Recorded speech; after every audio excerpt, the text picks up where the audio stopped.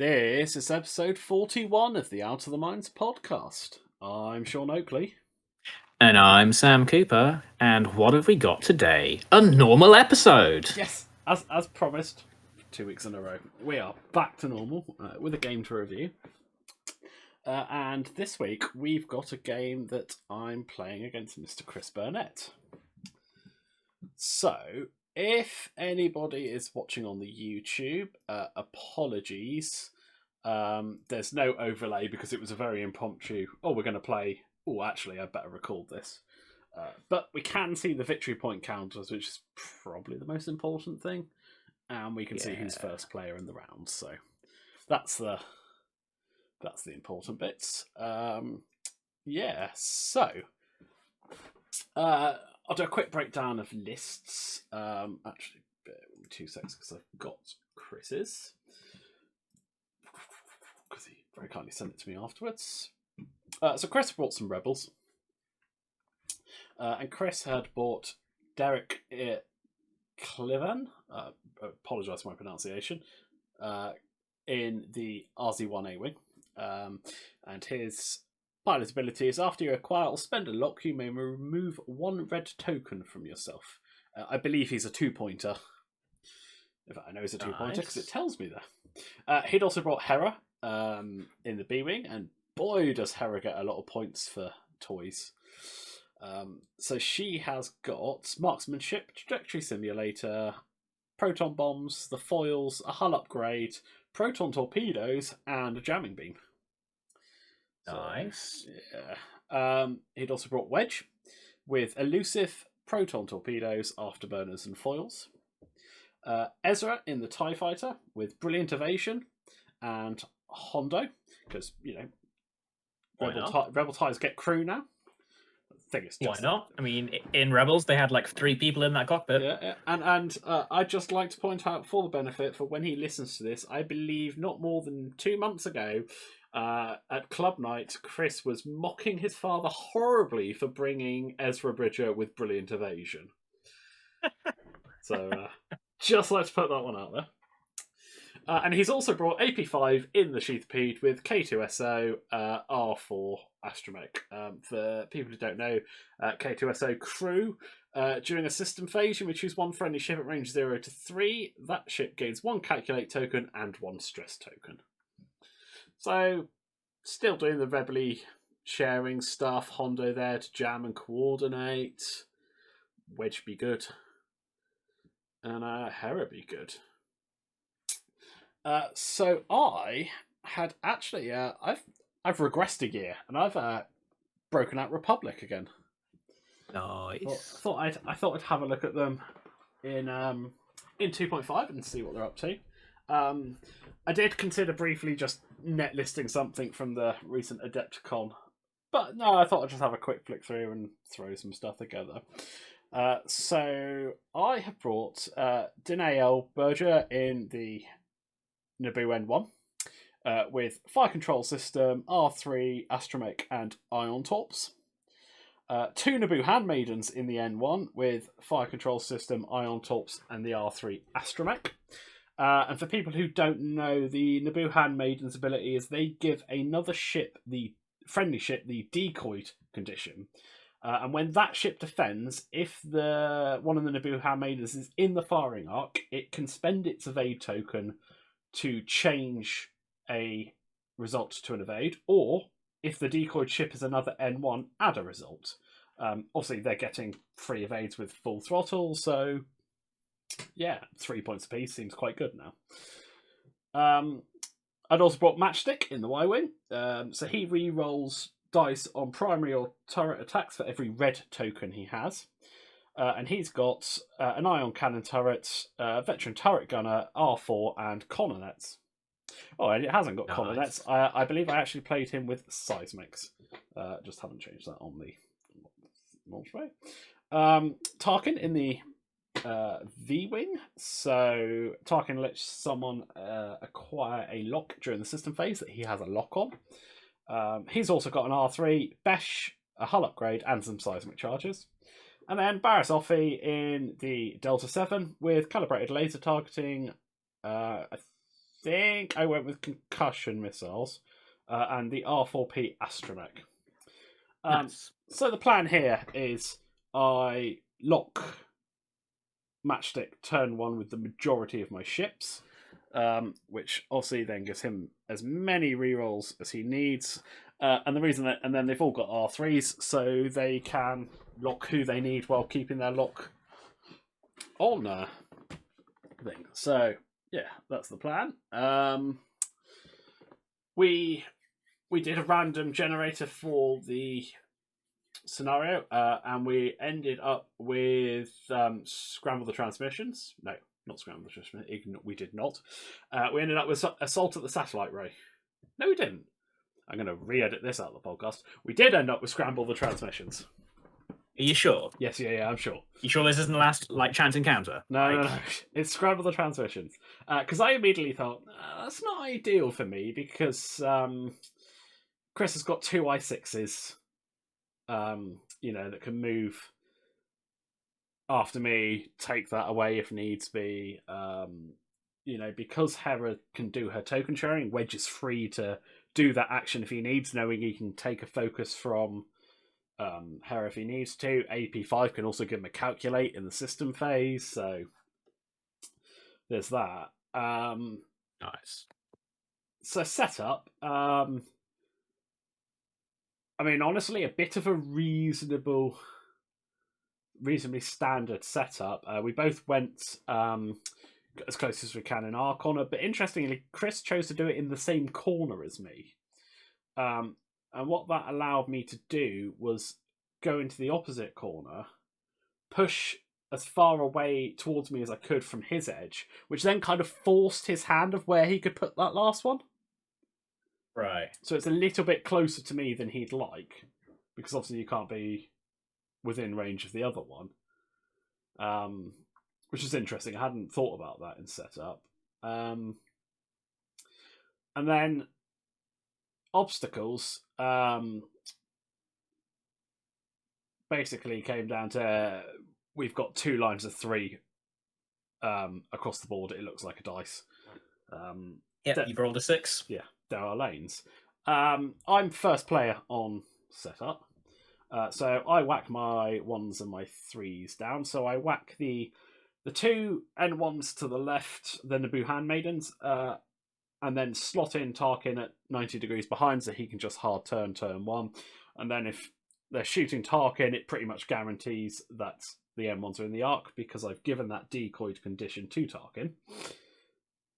I think it's interesting you gave it to Tarkin and not Danae, just for the N1 value. So the reason I did that is because I think Tarkin gets better value because he's dishing out free locks, every system phase. He wants to be in the melee, I suppose, because he wants to be able to get those target locks, and at I3 he can't swoop in afterwards and do it. Yeah.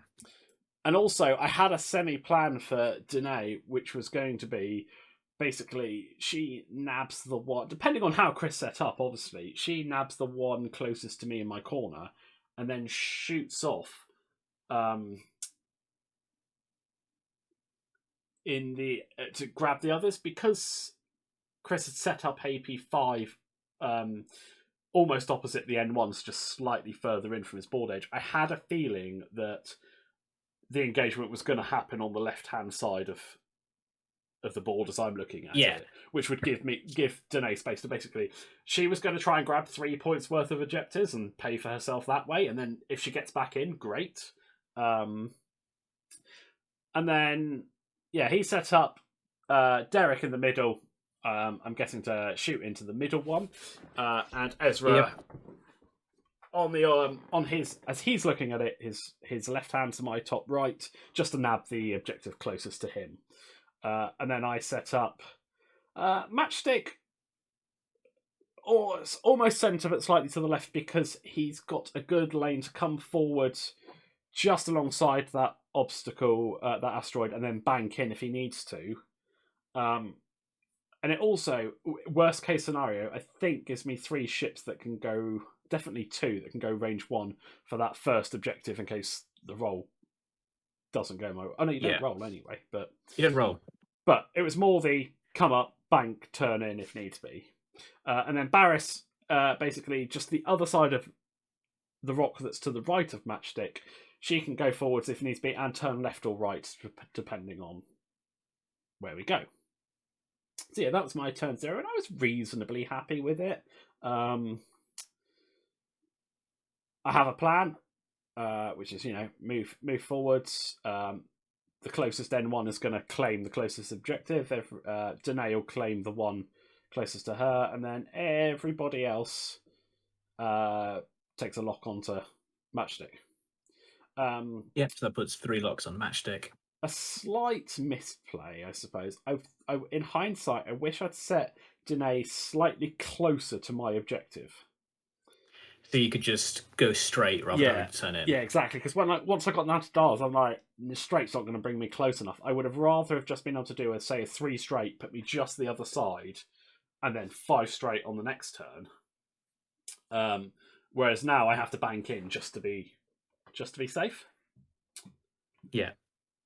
But yeah, apart from that, I'm reasonably happy until the end of turn 1, and then I'm not so happy. Oh, okay. Yeah, we'll see. Okay, right. Let's see what happens at turn 1. Right, I'll give you a hint. It happens. The mistake I make turn 1 happens on the second ship.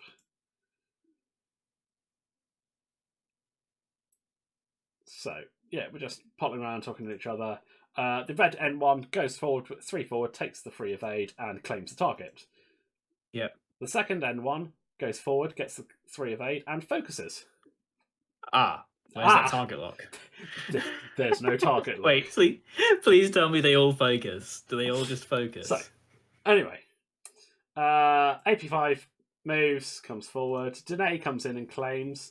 Tarkin hard turns, and I think takes a focus. Yeah, Tarkin takes a focus. Ezra hard turns round and claims the objective, and Derek goes in with a 5 straight, but isn't quite in range to claim that centre one. Yep, so I actually learned this at the Tin Tournament, is that if you place a rock anywhere around that area, you can just block, and they aren't directly below the thing, you can't reach it with a 5 straight. You have to be directly parallel to the centre one to get it with just a basic 5 straight. See, interestingly, Chris is, I think, parallel enough there. If you look at he's overlapping it per se. But I think he didn't. In fact, we talked about it, and he didn't quite set up as far as he could forwards. As far as you could forwards, which obviously will claim it. Yeah, because I learned that when I was playing against Ian Wilson, is that he placed a rock where the one near Barris is, and I was like, well, maybe I could just skirt around it. And no, even a 5 straight directly skirting around that. A rock there, because I think he placed it slightly lower, so I couldn't just land on it and claim the objective, because vultures. And it does, like, if you come at it at a slight diagonal, you basically can't get it. So Matchstick moves forward, takes a focus, and Barris, because I think the engagement is going to happen on the left, decides to bank left. And I'm pretty sure it's at this moment I've moved all of my ships except one and haven't taken a single target lock onto Matchstick. So she fine-tunes a barrel roll just to give us some better options on the next turn. I could one hard behind the rock if needs be, but the likelihood is she's following Matchstick through the gap, and then does take a target lock because I need to do some stuff. Hera comes forward, Wedge comes slightly faster forward, claims the first objective. There's no shooting, and I 2 and 2. 2 and 2. Now, the next turn's interesting because Hera and Wedge are facing off against the 2 N1s and Tarkin. But I'm vastly aware that Hera's got a trajectory simulator proton bomb. And so it's like, I've got a choice here. I can either go 1 straight, but the likelihood is I'm going to either have to 1 straight and target lock Matchstick to give rerolls, or take a focus and then he's not, and I don't have an evade. And then Wedge just comes in, target locks, proton torpedoes me for 1 less dice. Or I can go fast. I can do a 5 straight, try for a block. if the bomb does come out, because it's going a 5 straight from Hera, a 5 straight boost might get me out of range. Yeah, so I was thinking, looking at that, just 5 straight, take the free evade, boost it, and try to get blocks. Yeah. If Matchstick turns up around them and just blaps yeah, away. my thought was if I don't sneak out of range, I'm taking it on the shields, and then I'm likely getting a block. So that's good. But yeah, so we ended up with the 50-50 of what do I do, what to do, and Chris was kind of in the same situation, I suppose, because he's trying to work out, do I launch the bomb? Is he going to go slow? Is he going to go fast? Matchstick's just going to bank in and present the turret and the forward arc towards Wedge and Hera and try and start double tapping.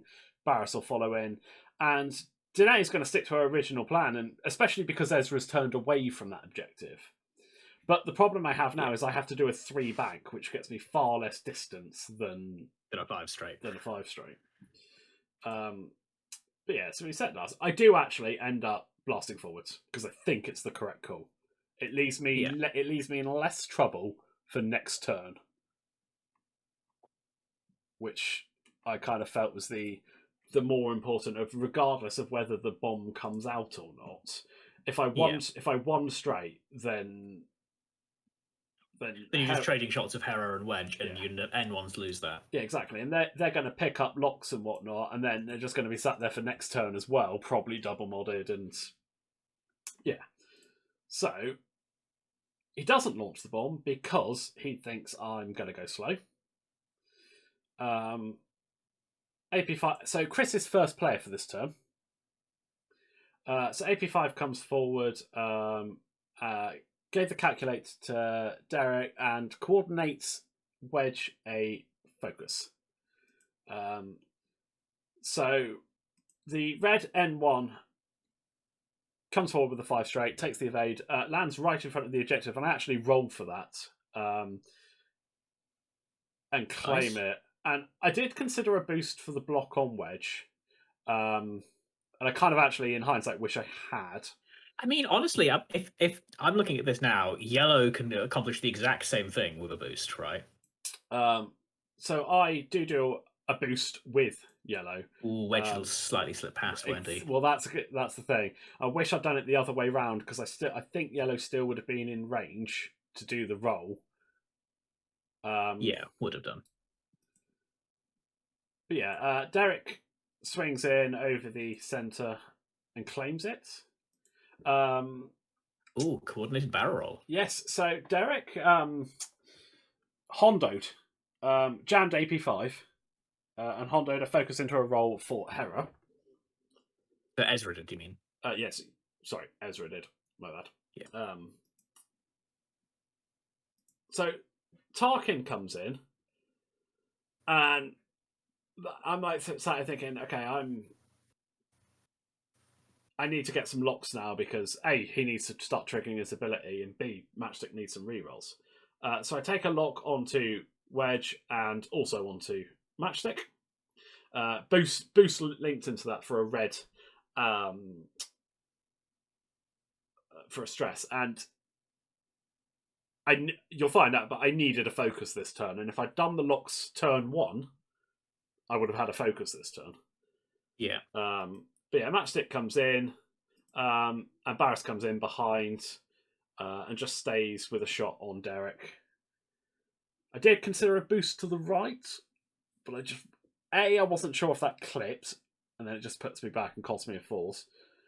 And B, it doesn't leave me great options the next turn. Yeah. Yeah. So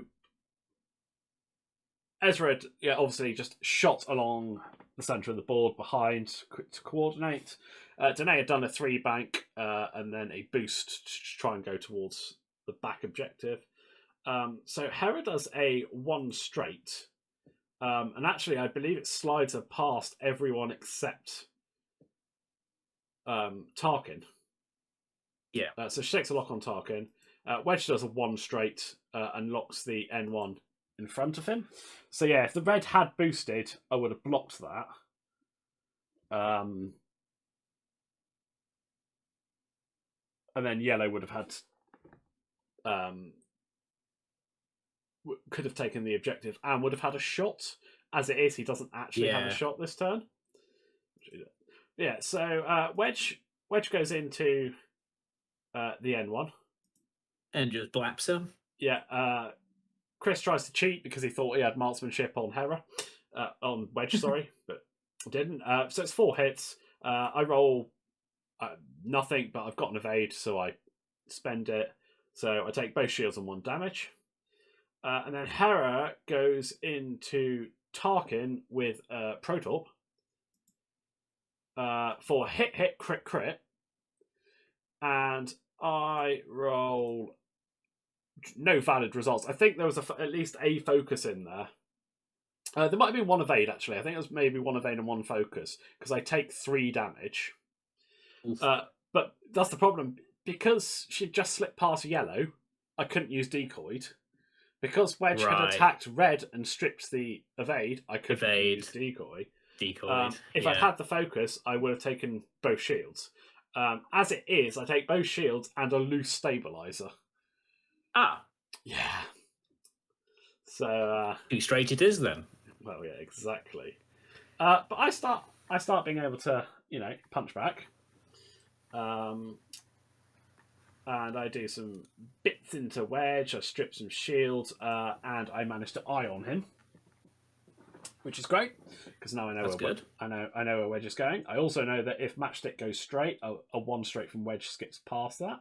In fact, honestly, Wedge just has to move an inch, and that skips past. And then the rest of it is not really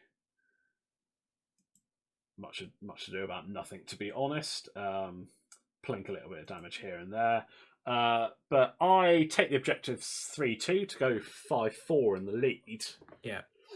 I will say one thing, though, is currently, because Danae is out of it, you are on a clock in that you do need to, hold... Your ships need to hold on so that Danae's move can actually gain advantage. Yep.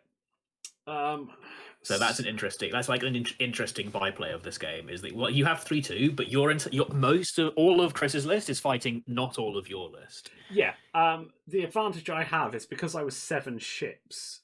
I've still got the edge on numbers. Yeah. But obviously they are punching less. But yeah, so this turns interesting because I know where Wedge is going. I know the likelihood is Hera isn't turning around. So I very nearly consider taloning yellow, and I'm not sure if that just clips the board. Or worse, Hera. And it's damn close. Yeah.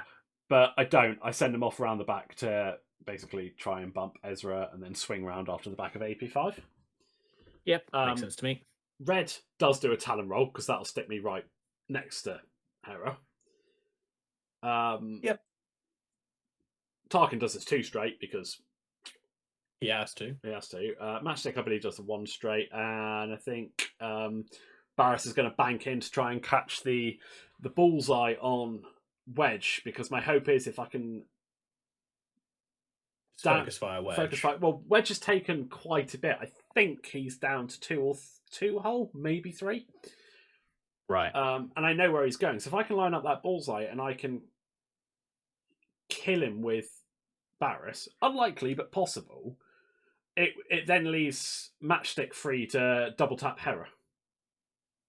Nice. So that's the idea around. Yeah, I'm going to take a side shot from Derek, but okay. It's an A-wing. Who cares? Yeah, exactly. I just accept that. So system fair. So now we roll in a sec, and I believe it's Chris first player for this round. I'm just checking my cards because it's been so long since I played an R3. I've got to double check. To me, it's not Chris. So system phase, I use Tarkin's ability so that yellow N1 actually takes a target lock onto Matchstick, Getting him another reroll. give me Nice. another reroll, and I think I'm up to like 3 now, so pretty happy with that. And AP5 K2SOs himself for calculate. Oh, is that a system phase turret rotate? I see. Yes, that was a system phase the turret alien. rotate from Derek. Okay, so he's likely turning in, or turning somewhere, or oh, jetting fast. Actually, yeah, he'll sorry. jet fast. It is Chris first. I'm blue, not red. So AP5, yeah, 1 straight, and rolls for the objective and claims it. I bank round with the N1. No bombs from Hera. I bank round, and I consider a boost. And in hindsight, I kind of wish I had actually boosted, or barrel rolled. But I just take a focus because my assumption is Edge is going straight. And we'll just trade shots. Red does do the Talon. Ezra does go jets and barrel rolls, and it's that little clip on the little dip on the asteroid that lets him do that. Slightly irritating, but then it's still a TIE fighter. You've got focus evade. You're likely to just pretty much blank it. So Derek jetted 5 forwards and or 4 forwards and or whatever. Claimed the other objective. So flippity flop, 4-1 in Chris's favor. Yeah, and then this is where the rolls get interesting. So Tarkin does his 2 straight. It bumps Wedge, which I knew it would. I take the red focus because I'm pretty sure I'm going to need it. Danae does a 5 straight, or 4 straight actually, it might have been. Lands at the back objective, rolls, but rolls a blank, which means it neutralizes, and that is actually quite important because what that means is she's got to spend another turn near that objective. Yeah.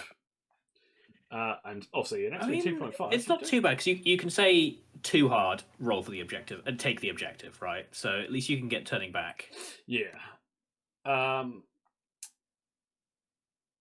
then Matchstick does this 1 straight, and I barrel roll because I've dropped a seismic as well because I wasn't sure where people were going, but I knew I wouldn't be near any of the 2 bottom rocks, so we'll just blow one out of the way on the off chance that Derek did something similar to what he did.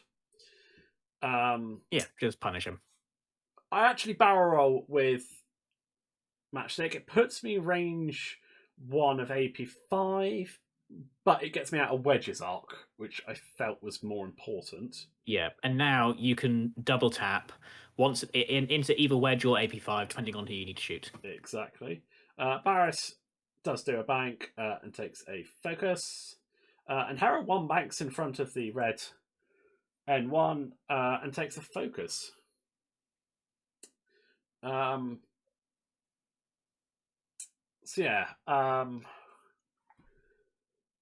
blow up a rock. I managed to clip the bottom rock, which does clip Derek, so he loses a shield. Wedge range 0s into Tarkin. Sorry, he does Hera first, not Wedge, my bad. And kills Tarkin. So yeah, that'd be Tarkin dead. But that leaves Wedge no shot. So I do the CLT into Wedge. I believe it's range 2. I get 3 hits, but he rolls double evade. Rolls evade focus, but spends the focus, which keeps him alive. So I have to do the shots from Matchstick, and I believe it took both. It was literally left him on 1 after the primary, and the ion was enough to blink him off. So I've killed Wedge. He's killed Matchstick. Tarkin. Tarkin. Yeah, so we obviously immediately get points for that, and it's like 11-7 in my favour at the moment. Yeah. But now Matchstick starts taking a lot of shots, and although we can't see it, he rolls a lot of focuses on his defence. So I end up, I think he's got maybe 3 hull left. Something. All right, so he like takes a couple of that. chunks. Yeah. And objectives wise, I claim 1, Chris claims 3, so it's 10-12. So close game.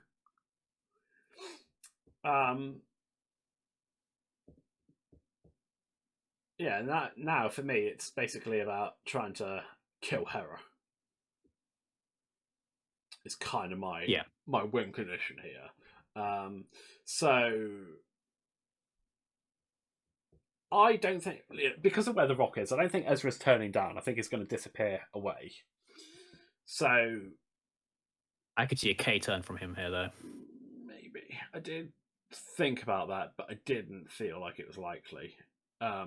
Because I think the way Chris was playing was just using him mostly as support for like Hondo and stuff, and I thought he'd still want that action because he knows that N1 above him is moving out the way first. So yeah, I'm gonna 3 hard the top N1 to get back into the fight. I am and are about bumping into the back of Hera with red. But the issue I have with that, I don't think a bomb drop from there fits. But I don't have slow enough blue maneuvers, so I'd then not be able to take a focus. Red, I think, has got a couple of hull left. So if AP5 decides to turn round, come in that way, start taking shots. Yeah. So I ended up doing a 2 bank. I know it puts me in front of Hera, but my thing is, if Hera bumps into the back of me, at least it's range 0. She's not modding, and if she wants to focus, it's limiting the options for the next turn.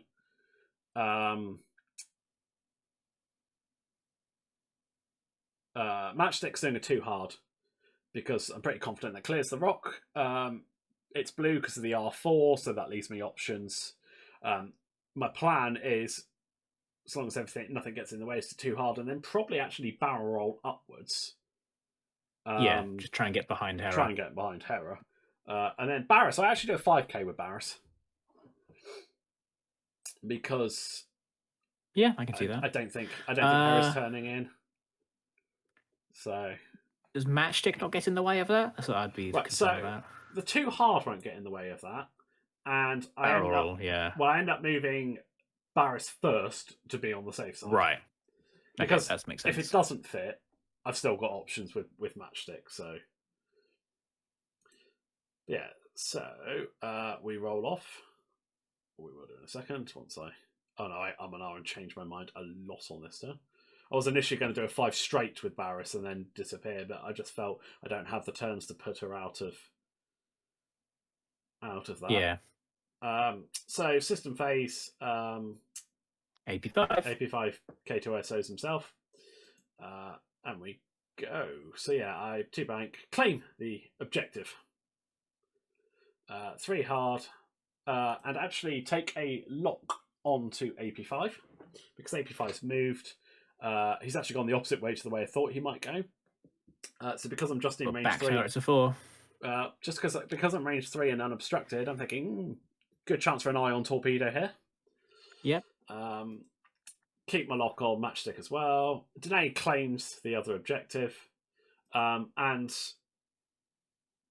Ezra does do what I think he's going to do, which is hard turn up and Hondos. I think it jams K2 and Hondo something to Hera. Derek, who did a system rotate 2 hards up to range 1 towards the red and takes focus. I do the 2 hard and the barrel roll, and it fits. And yeah, Hera bumps right in front of Matchstick. So nice. Happy days. Yeah. Takes his focus, and so we're now at the end of everyone's move. You've got 3 objectives to 2. Yeah. Yeah, basically. Yeah. So yeah, Hera goes into the back of the M1 because it's the only shot. Range 1 unmodded, but decides to roll hit crit. We're like, okay, of course cool. they do. Yeah, Just the way it works. just the way it works. So that's the M1 gone, which puts Chris 13-12 in the lead. We plink some damage, and Matchstick ranges ones into Hera and plinks a load of shields off. Ions to plink some more damage off. I think Hera's got I see one ion token there. maybe 3 or 4 damage at this point. Yeah. Sorry, So 3 or 4 halved. health left. Health left. Okay, Yeah. over. I think because they had a hull upgrade, so I think 3 health left. Derek plinks into Matchstick and takes Matchstick down to 1. I do the ion torpedo, and I believe get the 1 damage through on AP5, but no ions. Hey, damage is damage. Yeah, no, but a one damage would have been really useful there. So yeah, end of that turn. 3-2 to me on objectives, and we're on 15 apiece. Yeah. Next ship to die can clinch it here. Yeah, well, the next ship to die does clinch it. This is the last round. Is it Hera who dies next, it feels like? So I'm looking at this, and I'm like, I almost drop a seismic, so much so that I pull the dropper up, and then no, I'm on 1 health. That's going to kill me. I'm reasonably confident that dropping a proton doesn't fit there. The angle that Hera's on, I think a 1 straight. Yeah, I think you're probably right. If I were Chris, I'd try, but you're probably right. So what I do here is I 1 straight Matchstick because it's going to bump into Hera. The only other option I really have is too hard in front of her, and if I'm doing that, although range 0, the likelihood is she initiative kills me. Yeah. So I just don't see the point in that. It's not going to net me anything.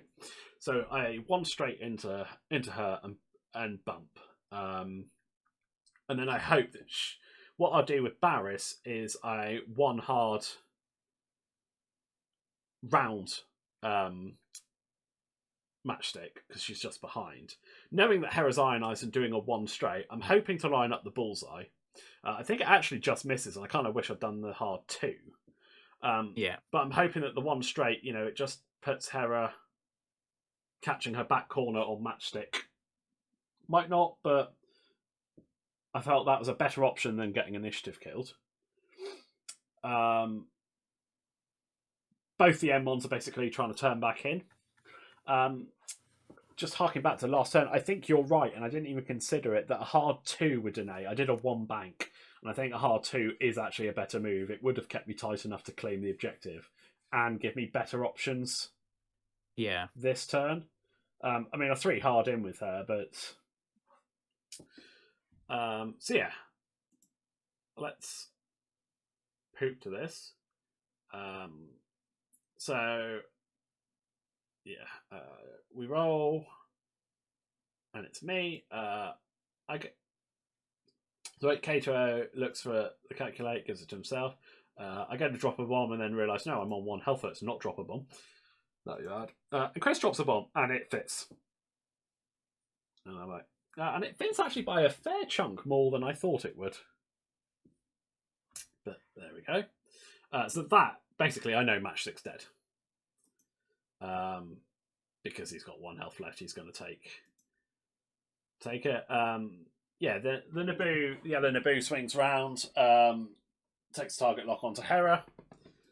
Danae takes target lock onto AB5. Derek actually shoots right over the back of everybody.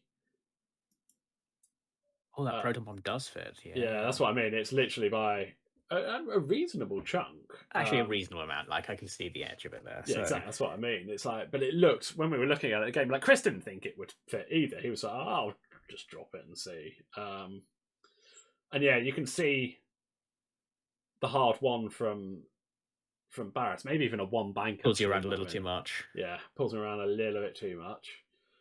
So Yeah. Matchstick dies. Oh. Yeah, exactly. Matchstick dies. So Chris Yeah. is on 20. So I'm outscoring him on objectives by 1. So I basically need to find. I need to find 4 points. And with Yeah. Chris's list, there's only one. There's only one way to do that, and that is to kill Hera. And I think Hera's got maybe 3 with a hull upgrade, so it's doable. So Hera doesn't have a shot. Barris goes into Hera, and does, I think, 1 damage. Oh, it's And not time to whiff, Barris. and Hera is on 2 damage. I've got 1 shot from an N1. Got an eye on top, so I could both 4 dice into the thing, but that doesn't really help me. No, So it really doesn't. So I So this is Danae into AP5. The rest of them are largely irrelevant. No one dies, so no one's scoring any points. And yeah, it's this. It's like I've got either 4 dice against 1, but I'm guaranteed to only do 1 damage, which does me nothing, or it's 2 dice against 1 evade, and I need. Oh no, so yeah, he's got 3. Sorry, he's got 3 left at this point because I need crit and good crit crits. Yeah. So I roll. I roll hit focus. So I target lock both of them because I need crit Into a crit. and I get crit blank, which isn't enough, and that's basically it. And it ends up 22 to 18. Interesting. Yeah, the bomb. I mean, maybe Derek kills Matchstick anyway, but Matchstick gets to shoot. well, that's the thing. That's the thing. I was accepting that Matchstick dies this round. It was Matchstick shooting, but because that bomb fits, I'm not sure where else I go with that. I honestly think Matchstick needs to go faster and try, because Derek moves before Matchstick, right? Yeah. Yeah, so I honestly should try and move into Derek's spot. What, too hard to the right from where Matchstick was? Yeah, but I still got to dodge the proton bomb, and Derek took the proton bomb. Yeah, true. Yeah. Like, I think my only other possible option actually would have been a 2 bank over Hera. And rotate. That's something like a 2 bank, like move into the space where Derek was 2 bank over. Is that no? That's not blue. On it your is because I've got an R4. I've got an R4, so all the 2s are blue. Yeah, I think he got a 2 bank over Hera, and then just rotate and then rotate, or maybe barrel roll away and just think that maybe Matchstick isn't shooting, but Matchstick isn't dead then. Yeah, that's true. That is true. The problem is, even Derek would still get a shot because he's got the turret out the back, and he only had to get 1 through. Yeah. So, yeah, maybe. But I still see that as better than I automatically die. Well, yeah, but that was all based on the judgment of I looked at that and didn't think there was going to be a bomb there. Would fit, and that is a mistake on my part. I think from now on I'll just constantly assume that. I also I think the problem I had, not so much that, but at the early parts of the game, I was so focused on the fact that it had trajectory simulator, completely forgetting that you can drop a bomb out the back. Yeah, because like earlier in the game when I talon rolled red next to Chris, and Chris was like, "Damn, I should have dropped the bomb out the back," and I just thought to myself, "Oh yeah, they can still do that." Yeah, crap. I'd even thought about it. I was like, just get away from the 5 straight out the front, and yeah, it was a fun game. It was good, and it was close, 22-18 in the end, and it could have swung either way on that last turn. Matchstick not dying, slightly better attack from Barris, or to be honest, better choice of maneuver, because if I'd done the 1 bank, I think that literally lines up the bullseye. And then I take a lock. I'm probably 3 dice plus the CLT. I've got a force, probably 3 hits. Yeah, I reckon that's likely. So, I also okay, yes, Danae did fail a roll, but like I think planning on Danae being faster around that only Just say at that least last she bit. got. Say that last bit again. It's like planning on Danae moving around that corner faster than she did. Yeah. Is more important.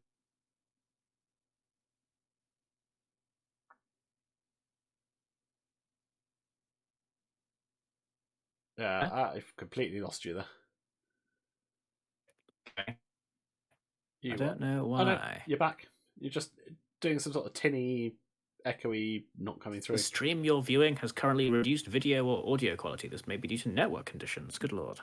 Oh, well, that's okay. Just turn your stream off now. You're the one streaming. Yeah, but you don't have to watch it, do you? Yeah, true. But yeah, no, I was thinking planning on Danae moving around that corner faster because she spent like she did get points. Yeah, I mean, But she's still a gun. she only spent 3 turns around there, but it was I think it's the unluckiness of not rolling the one result that doesn't get me it straight away, and then not putting in the correct maneuver. Yeah, but sorry, that's what I meant. Like the once you've cleared the objective of his token, you can then do a faster move as long as you're going to be within range 1 and you have it automatically. Was my thought. Yeah, exactly. I mean, I probably could. And then I'd say 2 or 3. yeah, a two hard. Take the objective. Next turn, you can 3 hard down to AP5. You can 5 straight boost and join the Hera battle. Yeah, that might have been the call. Is 5 straight and get in there. But yeah, that's lessons for next time. Well, exactly, and it's the first time I'd put the list on the table. It was quite fun, actually. To be honest, I enjoyed it. I might try some of the others. I hear that the winning list from Adepticon has a Y-wing Anakin in. Nice. It's good to see him on the board. I love Y-wing Anakin. Yeah, exactly. I really do like him. So did I. So I might have a look at that and see what's in that and have a crack at that. And I think Y-wing Anakin's got something like 28 loadout points. So he has 28, and he's a 6th threat with 28 loadout points. I liked him before the changes, and I like him even more now. Yeah, 60 points effectively with 28 for upgrades. That's effectively a 32 point Y-wing Anakin. Yeah. Honestly, the only debuff I think he got is that now R2D2, which I really liked on him, isn't like 4 points on him. It's now 8. Yeah, I will have a gander at that, I think. But yeah, so that was interesting. Not sure what I'm going to take up to the store event at Curtin, whether it's Republic or I'm still tweaking my Scum Maul list. But yeah, be some interesting options. So yeah, well, if I go, I'll be taking Separatists. Probably some way to take advantage of Bo-Katan Kry's crew. That's fair. Because I've realised that crew is way better than I think it is. What's she do? She allows you to reroll 1 dice at range 0 to 1. Yeah, okay, that's really good. Because it works at range 0. Because it didn't get errated like everything else did. So the assumption there being is it actually just still works at range 0. I mean, I feel like that's a fair assumption. I spell Bo-Katan? BO. She's a crew. Separatist and Republic, I believe. BO-Katan or whatever it is.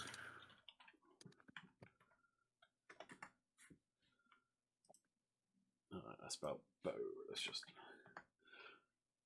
Well, while you perform an attack, if you are at range 0 to 1 of the defender, you may reroll 1 attack die.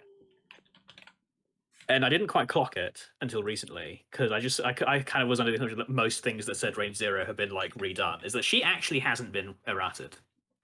Yeah, and nor has she been banned. She's quite new, isn't she? She came in Pride of Mandalore. Yeah, so they won't have really had a chance. Well, saying that actually, no, they have errated some of the Pride of Mandalore stuff, but haven't they? So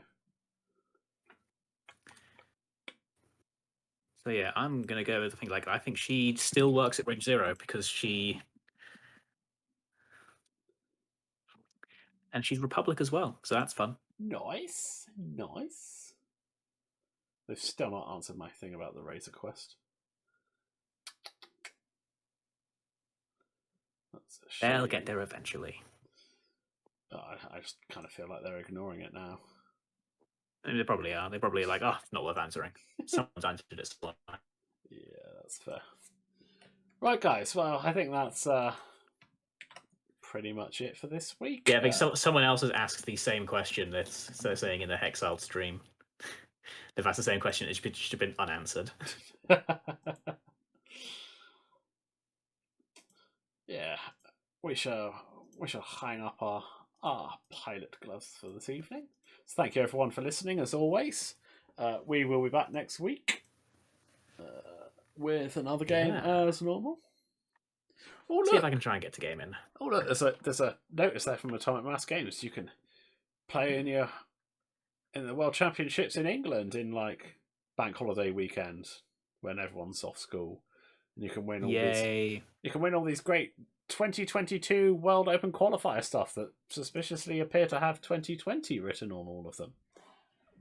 What's that? 2020 Grand Champion. Well, there you go. Nice. And on AMG's lack of even bothering to change the date on the OP stuff, we'll say goodbye. Ta-ta.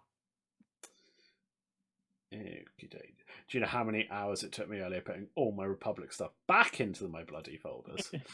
All right.